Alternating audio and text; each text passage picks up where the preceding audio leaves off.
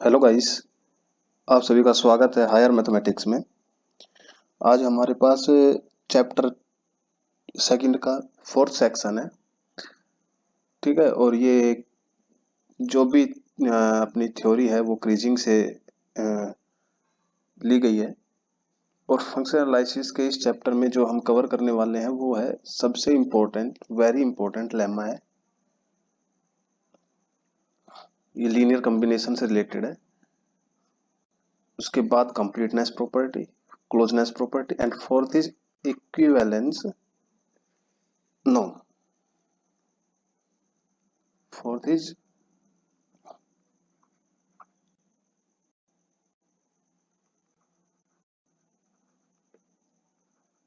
Equivalent norm.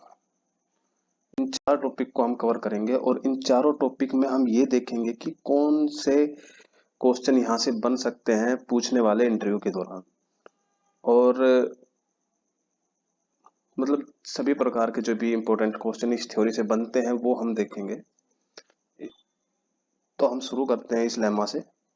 उससे पहले मैं कुछ ये बताना चाहता हूँ कि finite element, finite dimension norm space and infinite dimension norm space में अंतर होता है थोड़ा सा। मतलब डायमेंशन का तो अंतर होता ही है लेकिन प्रॉपर्टी में बहुत सा चेंज हो जाता है। फाइनाइट डायमेंशन प्रॉपर्टी में बहुत सारी चीज के कन्वर्स इंप्लाइज कर जाते हैं, लेकिन इनफाइनाइट डायमेंशन में वो सब कन्वर्ज नहीं होते हैं।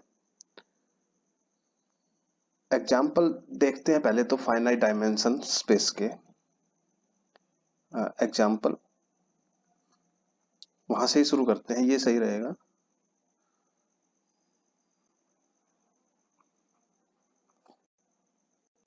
Finite dimension norm space, very common example. Dimension one,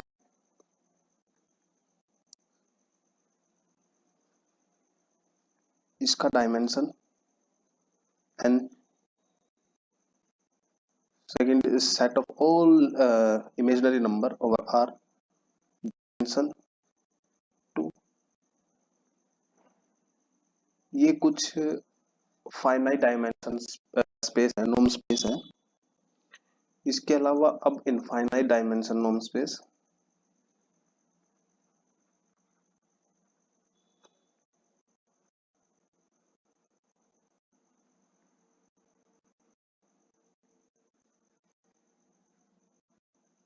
ये मैंने पूरा ही लिख दिया। इसका एग्जांपल, बहुत एग्जांपल है।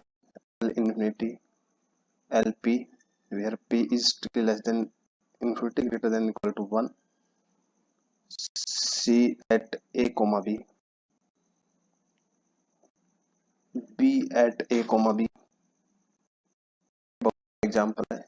एग्जांपल इनफाइनाइट डायमेंशन स्पेस के हैं। ये जो भी एग्जांपल मैंने यहाँ लिखे हैं वो सभी इनफाइनाइट डायमेंशन स्पेस के हैं। और ये यहाँ पे फाइनाइट डायमेंशनल नॉर्म स्पेस है। ठीक है। एक प्रॉपर्टी फाइनाइट डायमेंशन स्पेस की ये है क्योंकि ये जो है आगे स्पेक्ट्रा थ्योरी में यूज होते हैं, अप्रोक्सीमेशन थ्योरी में यूज होते हैं। इनके ऊपर जो लीनियर ऑपरेटर अप्लाइज किए जाते हैं वो सभी की सभी बाउंडेड होते हैं, कॉन्टिन्यूअस होते हैं। ये नॉर्म, फाइनाइट नॉर्म स्पेस की एक अच्छी प्रॉपर्टी में है। लेकिन इनफाइनाइट डायमेंशन नॉर्म स्पेस पे ये ट्रू नहीं है कि हर एक ऑपरेटर जो है वो कॉन्टिन्यूअस हो। ठीक है। ये छोटा सा इस पे एक डिफरेंस हम लेके चलते हैं। अब हम लेमा पे चलते हैं। ये इंपॉर्टेंट लेमा है। स्टेटमेंट लिखते हैं उसकी पहले। What this lemma says.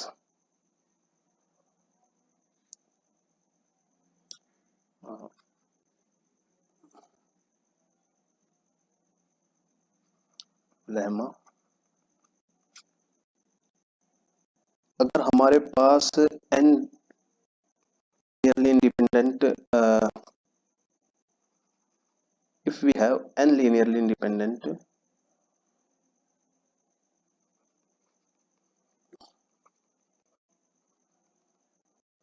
Element है। ठीक है। ये linearly independent एलिमेंट है।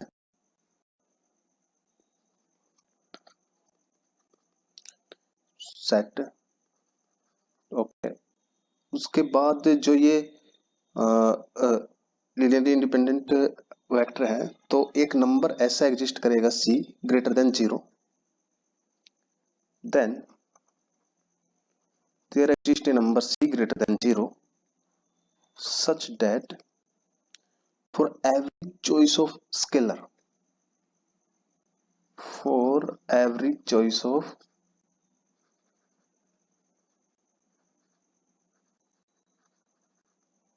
स्केलर, स्केलर कौन से, अल्फा 1 अल्फा 2 अल्फा n, कहाँ पे यूज होंगे, ये लीनियर कॉम्बिनेशन में, इसके लीनियर कॉम्बिनेशन में, इनका जो लीनियर कॉम्बिनेशन लेंगे हम, उसमें यूज होने वाले कोई भी scalar, any choice of the scalar, ठीक है, वो क्या इनइक्वालिटी होल्ड करेगी, इनका अगर हम नॉर्म लेंगे तो ये ऑलवेज ग्रेटर देन और इक्वल टू होगा C norm of alpha 1 plus of alpha 2 up to mod of alpha n, ये इसके होंगे। तो ये हमने लेम्मा का स्टेटमेंट लिख दिया है। इस लेम्मा का प्रूफ हम नहीं करेंगे, सिर्फ इसकी स्टेटमेंट को यूज करेंगे, वो भी एक प्रूफ के लिए मैं यहाँ पे यूज करूंगा, क्योंकि एक ही प्रूफ कराऊंगा कंप्लीटनेस का, ठीक है। अब अगली स्टेटमेंट पे चलते हैं, अगले टॉपिक पे चलते हैं। अपना सेकंड था कंप्लीटनेस की प्रॉपर्टी, वो क्या है,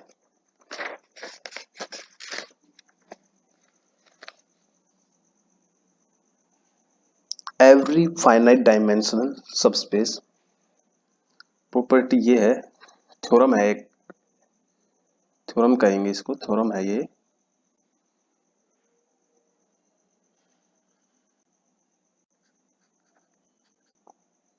every finite dimensional subspace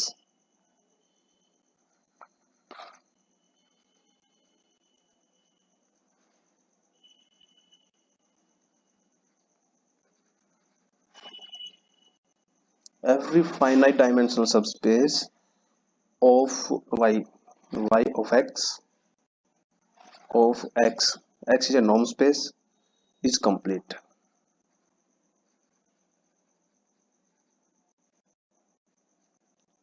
okay, यानी कि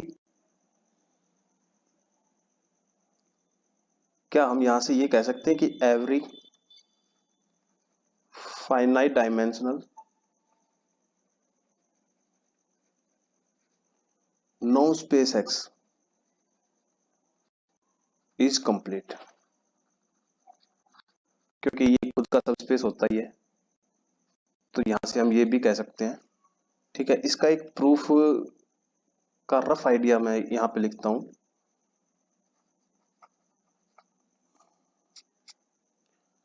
क्योंकि फाइनाइट डायमेंशनल हमने सब स्पेस लिया y, ओके, तो there exist a basis,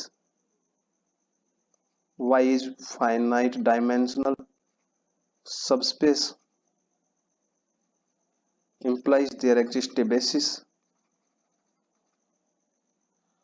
and I named that E1 E2 dot En, n dimensional का अगर मैं इसको सबस्पेस मानता हूं तो n बेसिस के एलिमेंट एग्जिस्ट करेंगे, then each yn has a representation।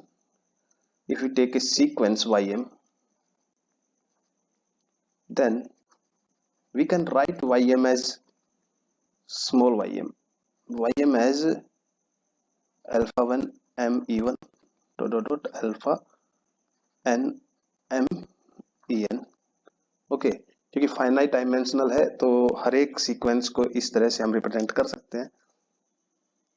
Late this is a Cauchy sequence, अगर ये कोची सीक्वेंस हुई, then no more ym minus yr is less than epsilon, okay.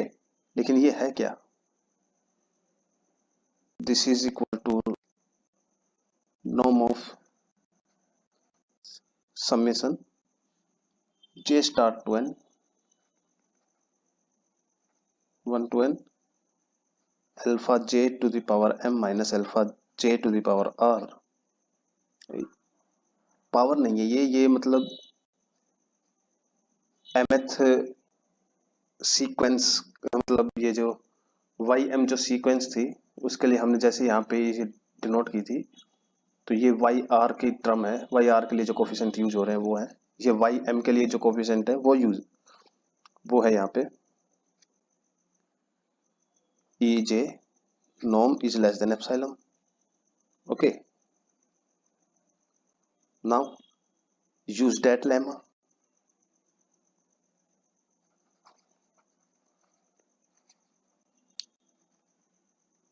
अब वो लेमा मैं यूज करूंगा तो ये क्या होगा, ये कोफिशिएंट है, ये इंडिपेंडेंट है, तो एक ऐसा सी एग्जिस्ट करेगा हमारे पास जिसमें summation of j start 1 to n mod alpha j to the power m minus alpha j R is less than epsilon. सी यहाँ से हट के यहाँ आ जाएगा, ये एक कोची सीक्वेंस बन जाएगी। ये क्या इंप्लाइज करेगा, alpha j m is a Cauchy sequence in R, then मतलब आर और सी, क्योंकि कुछ भी कोफिशिएंट हो सकते हैं, ये आर और सी दोनों कंप्लीट है, दोनों कंप्लीट स्पेस है, कंप्लीट नॉर्म स्पेस है। Then alpha j to the power m converse to some alpha j, ये उसके लिए होगा अल्फा जे के लिए। तो we can find an element y such that alpha 1 e1 plus alpha 2 e2 plus dot dot dot plus alpha n en, इस तरह का एक एलिमेंट मैं फाइंड कर सकता हूँ जहां पे ये जो सीक्वेंस होगी वो कन्वर्ज होगी।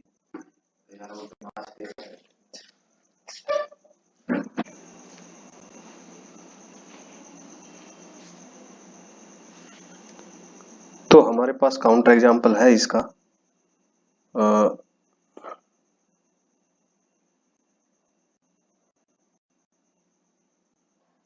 काउंटर एग्जांपल मैं अभी यहाँ पे लिखता हूँ, उसका क्या है,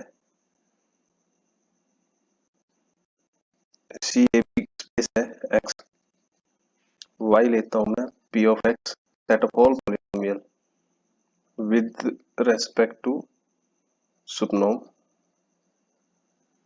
then summation of x to the power n upon n factorial is a polynomial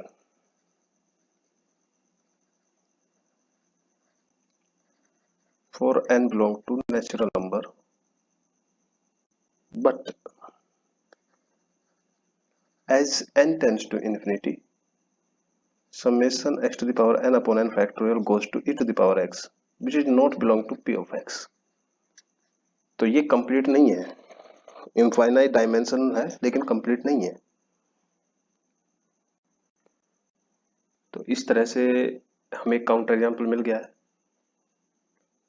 ठीक है, अब एक और चीज है जिसकी डेफिनेशन ही दूंगा मैं, या equivalent norm.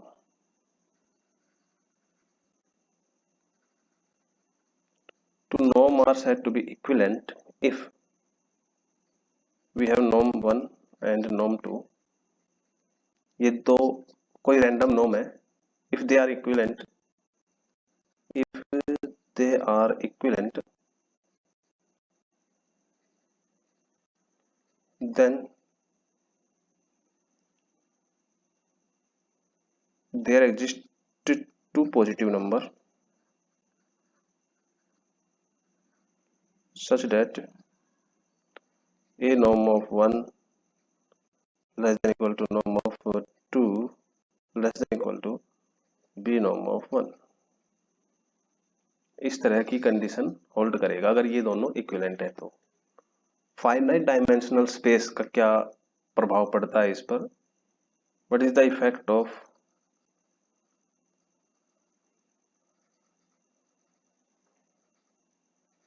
Finite dimensional norm space क्या होगा? Every norm are equivalent in FDNS। ठीक है, यानी कि हर एक नॉर्म जो है वो इक्विवेलेंट हो जाएगी यहाँ पे आके। ये अपना 4th चैप्टर था। इसकी जो एक्सरसाइज है सभी की एक्सरसाइज में एक साथ ही सोल्व करूंगा। ठीक है, एक्चुअली सोल्व करके रखी हुई है, बस यहाँ पे सभी सेक्शन कंप्लीट होने के बाद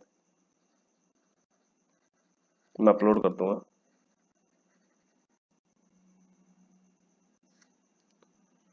ठीक है, तो हमने ये यहाँ से इतना कुछ ये बनाया है कि ये क्वेश्चन थे कुछ, डेफिनेशन, लेमा, थ्योरम, इस फाइनाइट डायमेंशन नॉर्म स्पेस में जो हमने कवर किया था, ये एक अच्छा टॉपिक था। तो इसी के साथ मैं यहाँ पे ख़त्म करता हूँ। Thank you very